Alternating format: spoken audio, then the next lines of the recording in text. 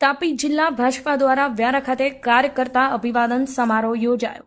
તાપી જિલ્લા ભારતીય જનતા પાર્ટી દ્વારા 23 લોકસભા બારડોલીના સાંસદ પ્રભુભાઈ વસાવાની અધ્યક્ષતામાં કાર્યકર્તા અભિવાદન સંમેલન યોજવામાં આવ્યું, જ્યાં તાપી જિલ્લા પંચાયતના પ્રમુખ જાલમસિંહ વસાવાજી, નીધર વિધાનસભાના ધારાસભ્ય ડોક્ટર જયરામભાઈ ગામિત, વ્યારા વિધાનસભાના ધારાસભ્ય મોહનભાઈ કોંકણી, માજી મંત્રી કાંતિભાઈ ગામિત, જિલ્લા સંગઠન મહામંત્રી રાકેશભાઈ શાહ, ડોક્ટર નિલેશભાઈ ચૌધરી, સુહાગભાઈ પાડવી, જિજ્ઞેશભાઈ દોણવાળા સાથે તાલુકા પંચાયતના પ્રમુખ, નગરપાલિકાના સભ્યશ્રીઓ, સંગઠન મંડળના પ્રમુખો, તમામ મોરચાના હોદ્દેદારશ્રીઓ, મોરચાના બહેનો, સહકારી ક્ષેત્રના આગેવાનો, ચૂંટાયેલા સભ્યો તથા મોટી સંખ્યામાં ભારતીય જનતા પાર્ટીના કાર્યકર્તાઓ ઉપસ્થિત રહ્યા હતા.